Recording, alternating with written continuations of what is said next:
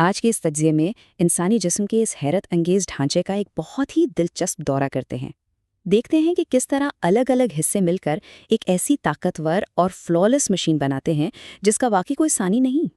تفصیلات میں جانے سے پہلے ایک بنیادی سوال ذہن میں آتا ہے، آخر انسانی جسم دنیا کا سب سے لاجواب نظام کیوں ہے؟ اس کا راز ان انگنت حصوں میں چھپا ہے جو زندگی کو برقرار رکھنے کے لیے بالکل بے عیب طریقے سے ایک بہترین ٹیم کی طرح مل کر کام کرتے ہیں۔ اس سفر میں جسم کی بنیادی بناوٹ، اس کے بیرونی اور چھپے ہوئے اندرونی حصوں کا جائزہ لینے کے بعد ان سب کا موازنہ کریں گے تاکہ اس مکمل اور طاقتور نظام کو ٹھیک سے سمجھا جا سکے۔ تو شروعات کرتے ہیں اس شاندار ڈھانچے کی بنیاد اور اس کی درجہ بندی سے۔ یہاں سب سے اہم بات یہ ہے کہ اس پورے جسم کو دو بڑے اور بنیادی حصوں میں تقسیم کیا گیا ہے۔ ایک طرف بیرونی حصے ہیں جو آس پاس کی دنیا سے تعلق قائم کرنے میں مدد دیتے ہیں، اور دوسری طرف اندرونی حصے ہیں جو چھپے ہوئے ضرور ہیں لیکن زندگی کے سب سے اہم افعال بالکل خاموشی سے انجام دیتے ہیں۔ چلیے سب سے پہلے اس بیرونی ڈھانچے پر نظر ڈالتے ہیں جو باہری دنیا سے رابطہ جوڑتا ہے۔ سر، کسی بھی کمانڈ سینٹر کے ایک مضبوط بیرونی کور کی طرح کام کرتا ہے۔ اس کے اندر ہی دماغ محفوظ ہوتا ہے اور اسی پر آنکھیں، کان، ناک اور منہ موجود ہوتے ہیں جو دنیا کو سمجھنے اور آس پاس کے ماحول سے تعلق قائم کرنے کا مرکز ہیں۔ چہرے پر موجود یہ جدید سینسری ایکوپمنٹ واقعی کسی سپر کمپیوٹر سے کم نہیں۔ آنکھیں رنگوں اور شکلوں کو اتنی تیزی سے کیپچر کرتی ہیں جیسے کوئی ہائی ٹیک کیمرہ ہو۔ کان آوازوں کو پروسیس کرنے کے ساتھ ساتھ جسم کا توازن بھی برقرار رکھتے ہیں۔ ناک خوشبو اور ہوا کو فلٹر کرتی ہے، جبکہ منہ کھانا چبانے اور بولنے کے لاجواب افعال انجام دیتا ہے۔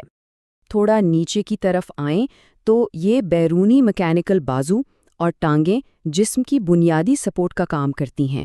ہاتھ لکھنے، چیزیں اٹھانے اور باریک کام کرنے کے لیے بنے ہیں، جبکہ ٹانگیں اور پاؤں تیزی سے دوڑنے، چھلانگ لگانے اور اس پورے ڈھانچے کا وزن اٹھانے کو ممکن بناتے ہیں۔ اور اس پورے بیرونی ڈھانچے کو جس حفاظتی غلاف نے ڈھانپ رکھا ہے وہ جلد ہے۔ یہ ایک انتہائی حساس اور ایڈوانس سیکیورٹی سسٹم ہے جو اندرونی اعضاء کو نقصان سے بچانے کے ساتھ ساتھ سردی، گرمی اور درد کا احساس بھی دلاتا ہے۔ حیرت کی بات تو یہ ہے کہ یہ اس پورے جسم کا سب سے بڑا آرگن بھی ہے۔ بیرونی حصوں کو سمجھنے کے بعد اب وقت ہے اس آرکیٹیکچر کی گہرائی میں جانے کا اور ان چھپے ہوئے اندرونی انجنز کو دیکھنے کا۔ سر کی گہرائی میں خاموشی سے کام کرتا ہوا دماغ دراصل ایک الٹیمیٹ ماسٹر کنٹرول سینٹر ہے۔ یہ لگاتار سوچنے، یاد رکھنے اور جسم کے ہر ایک حصے کو ملی سیکنڈز میں پیغامات بھیجنے کا کام کرتا ہے۔ ایک لمحے کے لیے سوچیں، نرو سگنلز 250 میل فی گھنٹہ کی رفتار سے سفر کر سکتے ہیں۔ اس ماسٹر کمپیوٹر کے بنا تو ایک انگلی تک ہلانا بھی ممکن نہیں۔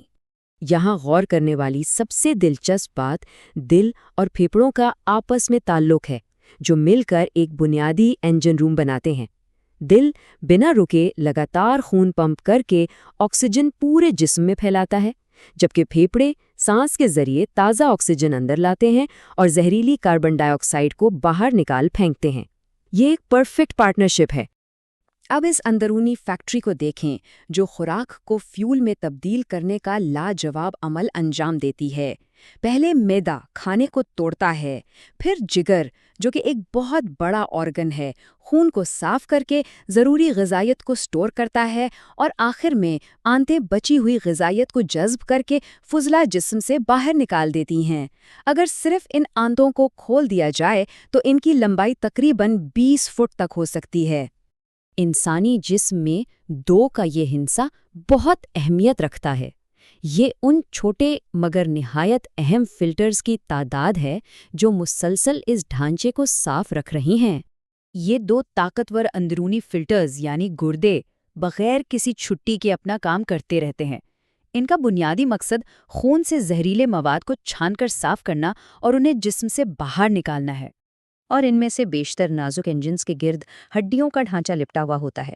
ہڈیاں نہ صرف ایک سخت اندرونی اسکیلیٹن بناتی ہیں جو جسم کو سہارا دیتا ہے، بلکہ یہ نازک اندرونی اعضاء کی حفاظت کے لیے ایک مضبوط آرمر کا کام بھی کرتی ہیں۔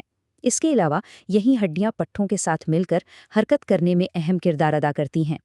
ان دونوں مختلف آپریشنل زونز کو ٹھیک سے سمجھنے کے لیے آئیے ان کا ایک براہ راست موازنہ کرتے ہیں۔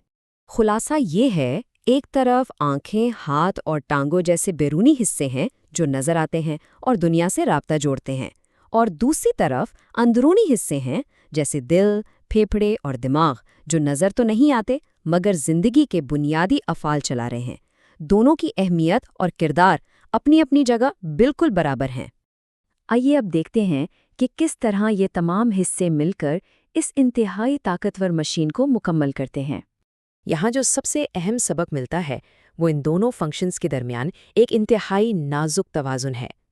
بیرونی دنیا کے ساتھ انٹریکٹ کرنا اور اسی وقت جسم کے اندرونی افعال کو ٹھیک طریقے سے چلانا، یہ دونوں آپس میں مل کر ہی ایک صحت مند زندگی کو ممکن بناتے ہیں۔